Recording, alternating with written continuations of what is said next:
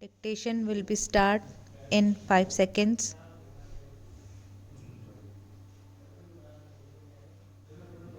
Start. Mr. Deputy Chairman, sir, this is the first address by the Honorable President after the elections to the new Lok Sabha democracy itself. Sir, is a great leveler and elections in a democracy themselves are a leveler except that they can occasionally produce harsh results which involve winners and losers.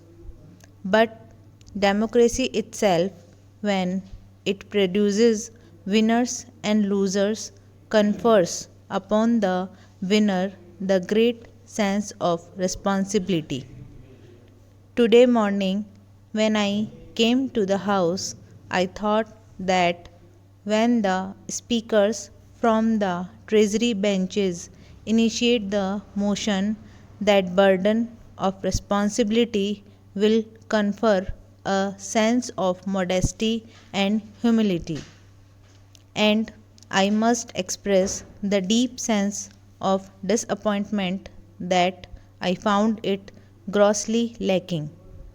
However, we in the opposition certainly do not intend to be provoked by this attitude of lack of modesty and humility, which a winner must inherently have because we were told from beginning to the end where most of us in the opposition have gone wrong and where our conduct and attitude was to be found lacking. Those who are defeated in an election also have a responsibility in a democracy, and that responsibility is to conduct yourself with a certain amount of graciousness, have a certain amount of dignity, but at least have a sense of determination and fulfill the role which is conferred on you. And, sir, that role which is conferred on us, I can assure you, is a role which we will discharge purely guided by national interest. There are going to be several areas where we are going to support and even endorse the position of the government. That is what is expected from us. There are going to be several areas where we have to caution the government, particularly when certain pitfalls are visible.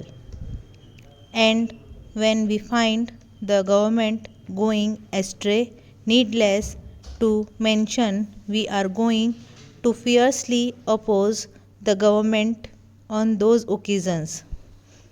That is a responsibility which is conferred on us, and I can assure you, this House and the country through this House, that various sections of the opposition, in their own way, are going to discharge this responsibility, which is also a responsibility which is conferred on us in a democracy. Sir, I have no hesitation in admitting, after a lot has been said about the election results, that for me and my party the election results were a disappointment. We accept that with humility at our command. Sir, we read some very clear messages emerging out of these election results, and some of these messages that we can read very clearly are that the electorate of this country is conscious of the fact that we live in an era of coalitions, and an era of coalitions can also occasionally bring disturbances and even roadblocks in the functioning of the government.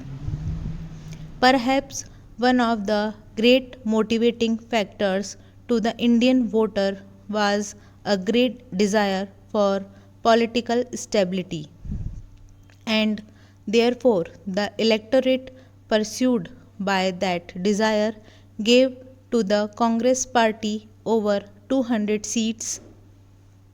Let them therefore be very conscious of this fact that 206 seats in Parliament are not akin to 403 seats in Parliament that they got in 1984, and therefore the manner in which they have to conduct themselves must also be conditioned by this fact. The electorate did want political stability, and therefore, in the last 5 years, when we found the government lacking on several fronts, it may not been as an endorsement by the voter of India of areas when the government was found to be wanting. There are several areas we can have a discussion at an appropriate time over them. But it was this desire for political stability, and when this desire for political stability has given them a larger number of seats, the Indian voter is now not going to accept my reason for non performance. In the last 5 years, it could be blamed on the reason. Today, it is being sought to be blamed on us.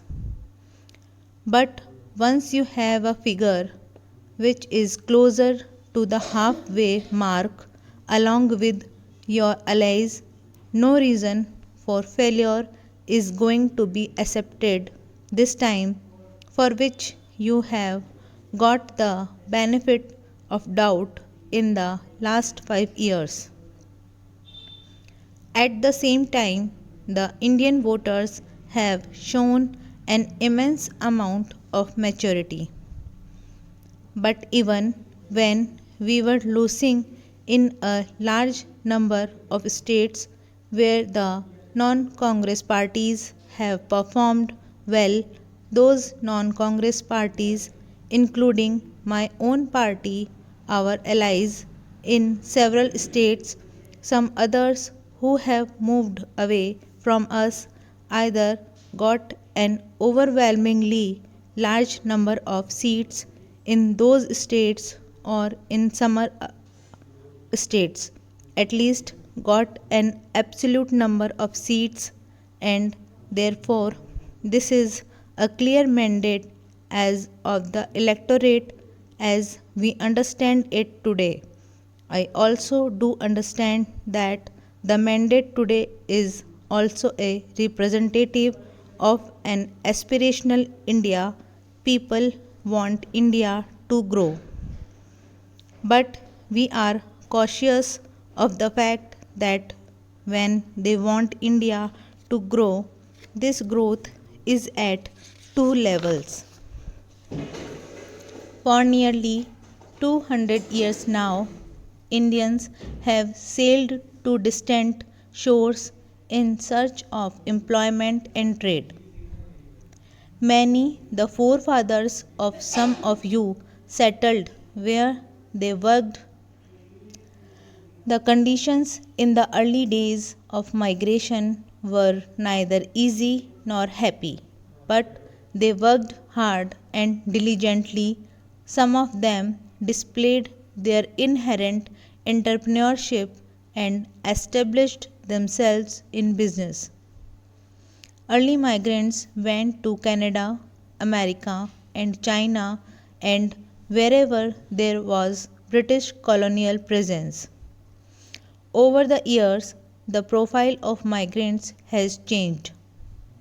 We, we still provide skilled labor to the Gulf states and to other areas in the Middle East, but now a more important segment comprises of professionals, teachers, scientists, computer engineers, and programmers, doctors, managers, bankers, and even gurus who are acclaimed in areas of top management and creative thought.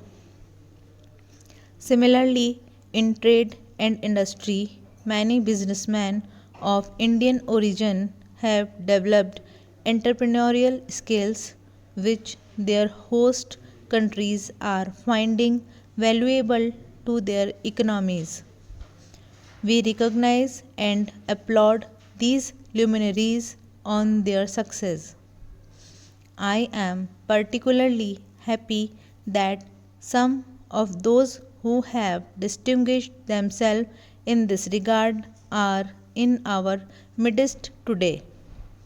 In the last 50 years, Indians have developed certain competitive advantages include a large technical and scientific manpower base, fairly well developed infrastructure, a large network of banks, a well established capital market, and a good educational system. India has always had a substantial private sector active in all areas of the economy. A vibrant part of Indian initiative is manifested in the small scale sector. This comprises thousands of small industrial units scattered around the country. The Indian corporate sector is large and diversified, with a mix of ownership in public, private, and cooperative sectors, and small, medium, and large sized enterprises. Our legal system is fair and just, and we have the advantage of being a part of the English speaking world. These factors make India a good destination. We are all aware of the recent crises which have affected the economies of Southeast Asia and Russia. Even Japan is facing difficulties. At the same time, we may note the fact that our country remained by and large unaffected by these economic disturbances. These speaks well of the resilience our economy has developed over the years.